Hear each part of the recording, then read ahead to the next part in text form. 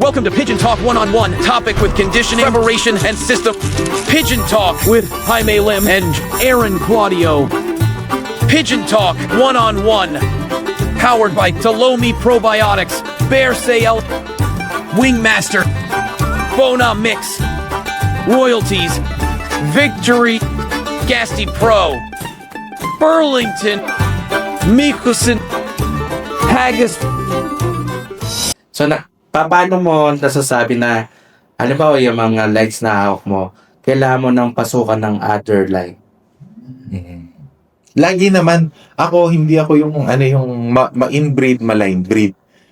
Meron akong ibang line doon na pinapasok ko sa kanila. Kumbaga, yung Emil at saka yung kay Lunar, yun yung pinaka-fundasyon ko. Tapos, pinapasok may Japan. Ako doon, Kuipers, ganun. Yung mga nananado din, kinocross ko din. Okay. Hindi ako yung maski yung gagawa ng foundation, yung breeder na inbreed, hindi ako gumagawa ng ganun. Laging may infusion sa akin. So, ang ginagawa mo na lang, kung sino yung condition sa loof mo, yun ang pinagpaparis mo. Okay. Na nagpuproduce ng magandang lipad. So, ano yung characteristic ng ibon na pinagpaplanuhan para i-pair mo? Halimbawa, this is pairing is for south trace, this pairing is for north trace. Paano mo siya dinidistinguish? Actually, wala akong ganun.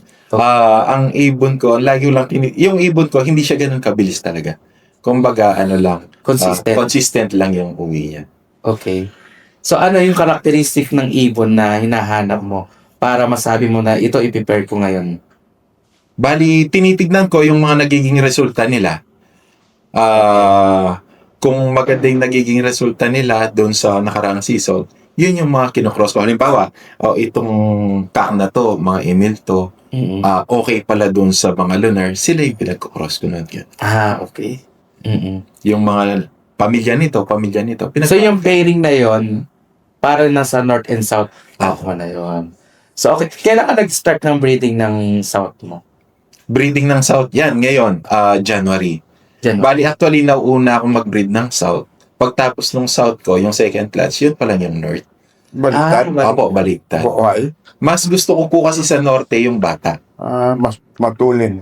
Opo, matulin kasi bata, diretso lang. Si south naman, kailangan siyang i-breed kagad kasi may mga lipat dagat eh. May mga tawid, kaya dapat matatanda ito. Okay. So, prepared mo sa south ay may edad na. Sa north naman, medyo bata. So, hindi ka ba nahihirapan pagdating mo sa north na kapag bata yung ibon mo, walain? Or consistent lang? Or nasa linyada talaga ng ibon mo na talagang yung bata talaga uuwi at uuwi? Ano man? Ang bata kasi, baga, uuwi at uuwi. Bibilisan niya hanggat kaya niya. Tapos, pag kasing nasubukan ko, pag matanda yung sa north, Matigas ulo. Ang hirap turuan. So, yun yung nakikita mong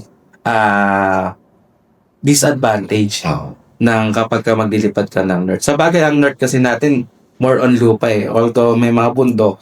Pero kasi ang north, ngayon, ang team mo pala, Quezon City ka na rin ulit, no? Okay. Ang pinaka-love mo. Saan sa Quezon City? Sa may dapitan po. Ang lapit lang. Malapit po kay sa Suki Market. Okay. So, doon ang mo. And then, nandun din ang store mo, right? May store din siya. May store ka doon. Apo. Andun kay Luis, di ba? Opo. Nagbebenta rin sila ng treats. Meron din yata.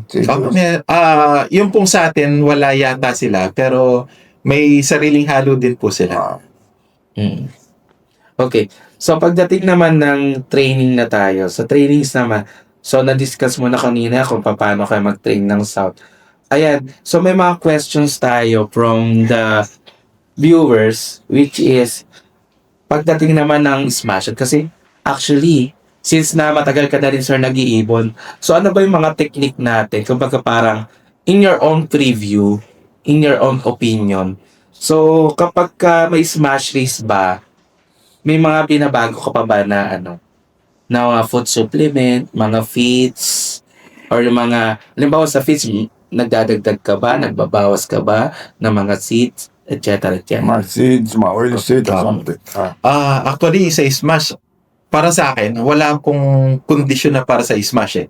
Ang ano lang, ang lagi ko lang tinitingnan, dapat yung ibon, lalo na kung smash race, lalo na pag winter, yung ibon dapat laging condition lang. Yun lang Matibay, yun. basta matibay lang yun. Pagdating sa smash, patibayan yan. Kumbaga, kasi yung iba, may mga sinasabi na itong line na iwan na ito magaling sa smash. Ano, hindi ako niwala. Baka siguro, ang Nagkakataon. mahusay siyang magkondisyon ng ibon. Kaya, Yung ibon. ang akala niya, pang-smash yung ibon niya. Yung line. Kasi sa atin man, may easy race, di ba? Tapos may hard race. Now, yung smash, kung kaya ng hard race, kaya rin ng smash. So, but not all. So, maybe, lumutsot siya sa smash. Pero may bloodline horse, mas, I don't know. Oo, rin sabihin. Okay, so ito yung next questions natin. Para kay Boss Jaime and then para sa'yo din. So, kailan kayo nagsisimula mag-training ulit matapos ang hard race? For example, naranasan nyo na yung hard race. During derby? Yes. Kailan ulit kayo mag-start mag-meet-toss or trainings? Ilang days ang pahinga? Ilang days yung... Ikaw, sir. Bali, kapag nakita kong nahirapan yung ibon, road training ulit ako Wednesday, Thursday. Okay. Ganun, dalawang magkasunod yun. Pag hard race. Pag naman hindi nahirapan ibon, Tuesday, nag-uumpisa na. Okay, boss. In my case, nakares yan 2 days, Monday, Tuesday, Wednesday, lilipat sila, Thursday, training ko. Thursday. Once lang. Okay.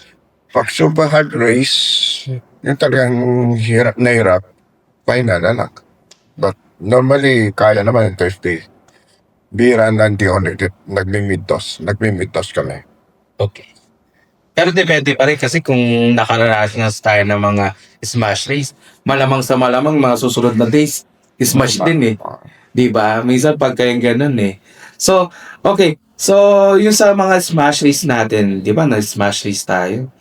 So, ang next questions natin, paano nyo mapapabilis ma-recover yung isang ibon galing sa hard race? Ako, rest Yes, lang. rest. May mga supplement or vitamins ba kayong binibigay para tips sa mga binibigay ano ko, natin? during normal races, kung anong binibigay ko, kasi The same. Okay, sir. Oh, ganun din. Ganun din. More on electrolytes, Okay. electrolytes, mas Normal arrival yan. lang. arrival. Pero nag-antibiotic ba kayo or something No. like that? Ah. No. Ako pag derby, hindi na. Okay. Kayo, boss. Hindi na rin. Okay. Okay, next. Paano natin binabalanse ang training at pahinga ng ibon? Paano natin binabalanse? Mostly, di ba, pagka galing ng hard race. Although, sabi nyo nga, si boss, Monday, Tuesday pahinga. Wednesday, low fly, Thursday, road training. Kayo naman, Sir Ronald, Monday, Tuesday, pahinga, Wednesday, road training, Thursday, road training.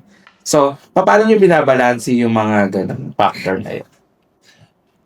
Actually, ano naman eh. Kumbaga, tuloy-tuloy lang. Kumbaga parang daily Oo, routine na nila daily yun. routine O lang. kaya weekly schedule na Oo. nila yun. hindi, lalo na pag derby kasi, hindi ako pabago-bago ng sistema. Ang ano lang, pag nahirapan, imbis na magti-training ako ng Tuesday, mag-Wednesday na ako. Pero yung pabago-bago yung sistema, hindi. Actually, dyan nagkakamali yung mga mostly ng mga fanciers natin.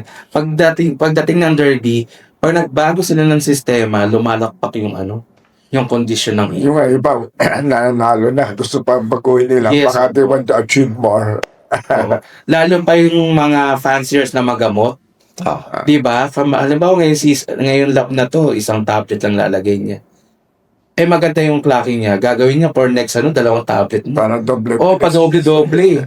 Hanggang sa dulo kasi parang ganun yung nangyayari. O kaya pagka may narinig sila na bago sa kanila, ay, malilikot eh.